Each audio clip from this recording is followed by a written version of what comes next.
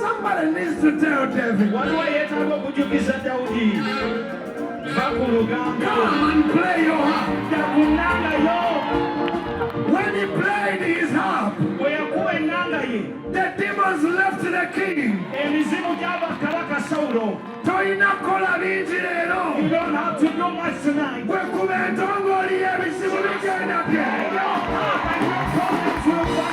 Are you ready? 1, 2, 3, let's go!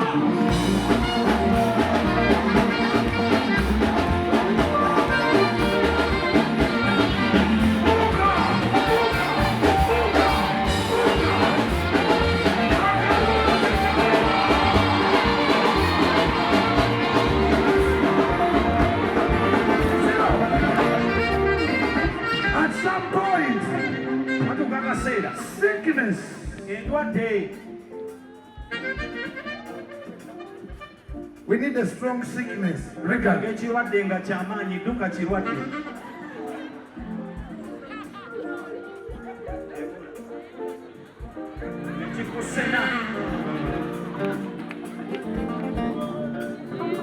Somebody needs to tell them.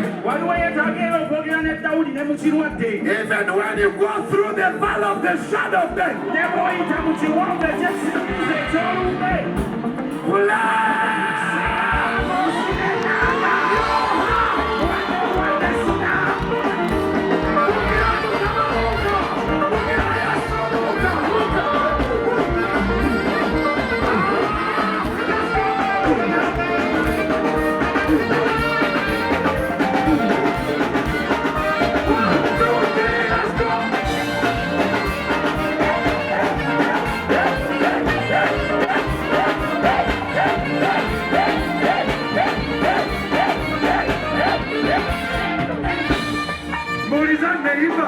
ask your neighbor, do you have Jesus? Do you have the harp? Do you have the key? Can you break the battle? One more time.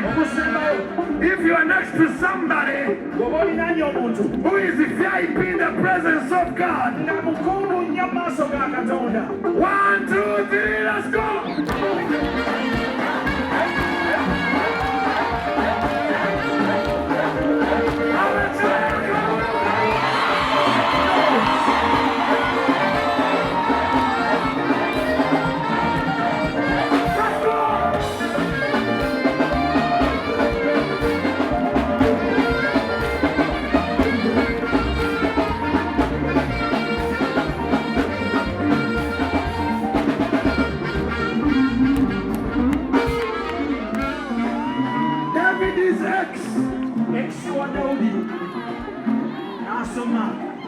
Somebody said David is X. We'll come and tell David, I miss you.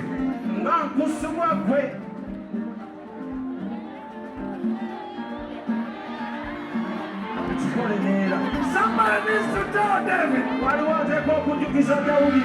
stop watching the status of your ex.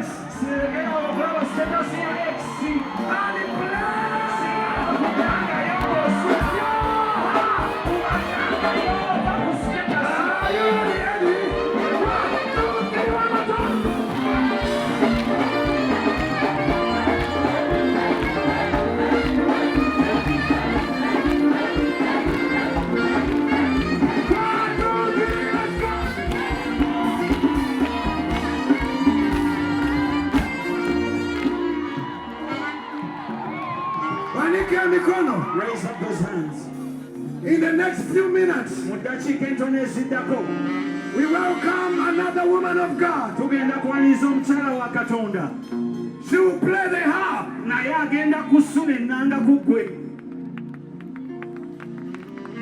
May the Lord hear your prayers. Uganda. After missionary done, Esther Wahome na yache. Justine, Trina, Brian, Witness, Godi, and myself, we will play the harp. We will use the key. Please lift up your hands.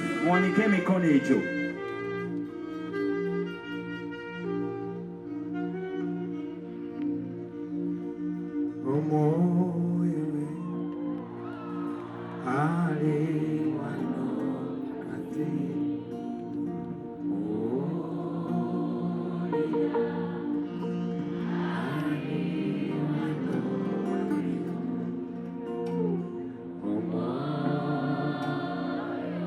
We need to take a torchio or yakisoma sana. Bring out your torches and your lights. But I need torch. You take a call. Put on your torch. Put on your torch.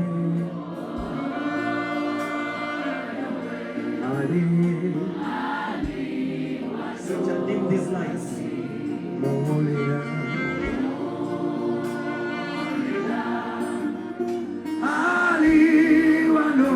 Take a get up as a banga.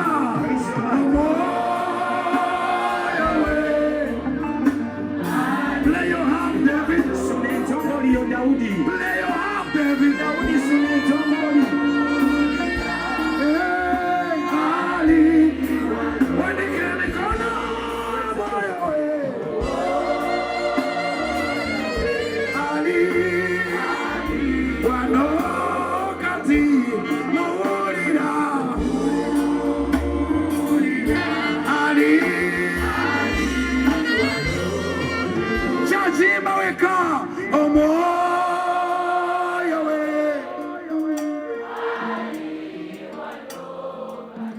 Imanyonyo. Ali. Imanyonyo we. Sunetongo lyo Daudi. Mawulira. Ali.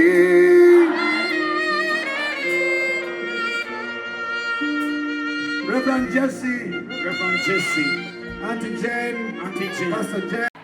So we pray for that breakthrough. To learn from them. To inquire of the Lord. For literally everything. So that we don't have to heed the voice of life. Then we remember. Remind somebody here. He is the next king. She is the next queen.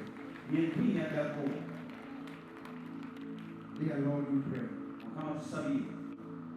that we shall have that breakthrough.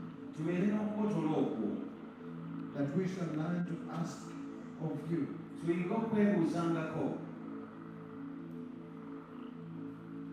Like David. We know that you sent your servants here today. And each one is anointed for someone. Father God, we pray. In Jesus' name. Amen.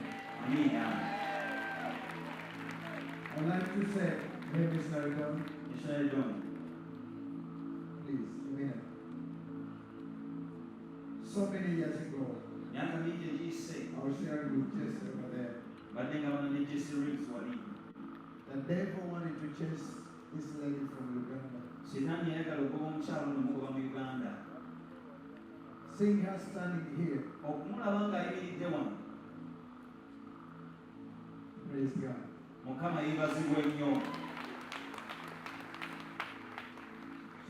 She had only said that she was sent to nations all over the world. Somehow Uganda hurt her. Not really hurting her. Actually, you have made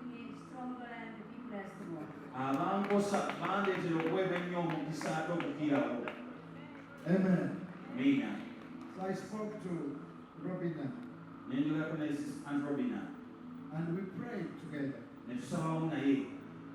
And she will come back and bless this nation.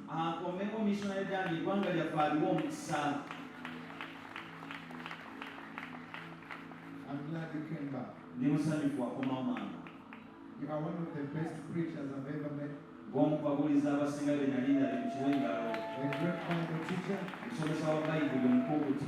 And with a true spirit. And as worship house, you've been so kind to us. We love you.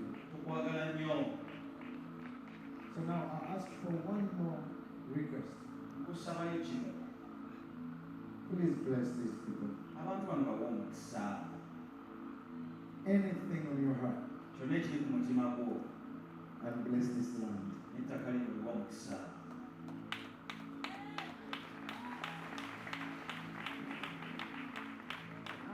No matter what happened in Uganda,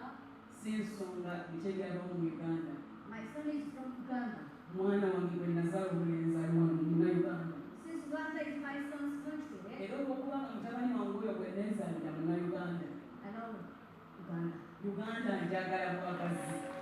And you pray for Uganda too. May the Lord bless everybody who is here tonight.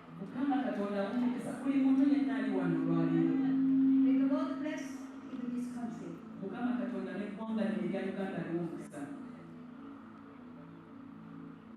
God help us to inquire you for everything.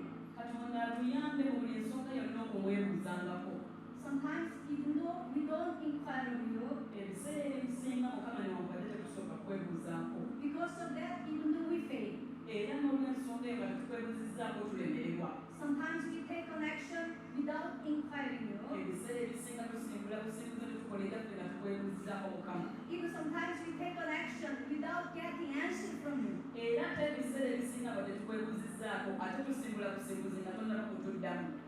We depend on your grace. And we want to come back to you. Ask forgiveness. And repent. And as you promised, you will restore us. And you will bless us again. May the God of our present bless all people here tonight. That they may experience the God of our present more.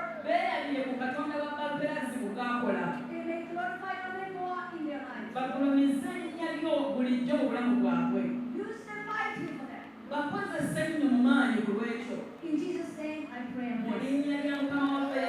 Amen.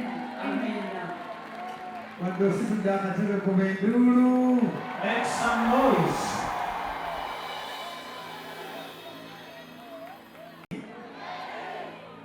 May every drop come with blessings in Jesus' name.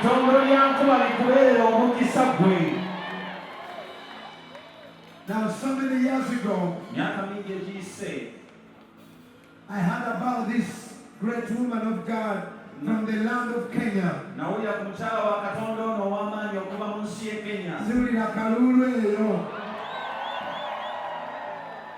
Do we have some Kenyans in the house? You spoke with it here. Make some noise if you're Kenyan. Avec Kenya sasa. Not the man. Esther Wahome. Uganda, are you ready for Esther? Uganda,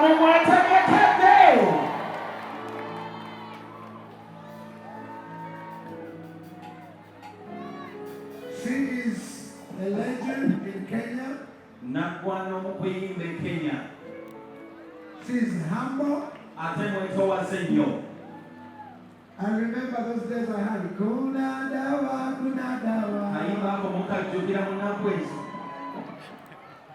So the rains.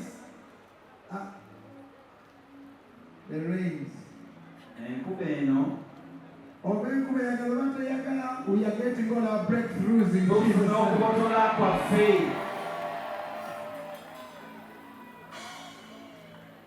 Again, thank you, Missionary Don. And you are still with us on Sunday. And Reverend Jesse Reeves is with us. Megan and Chris, I love you so much. Megan and Chris, thank you, Nathan. Thank you, Steve. Thank you, Mr. Lance. Thank you, Sarah. Thank you, Marla. Thank you, Vanessa. Thank you. So I'm still thinking, should I invite Esther now?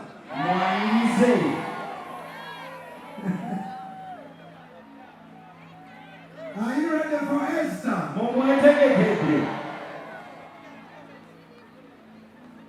Esther, I met her so many years ago.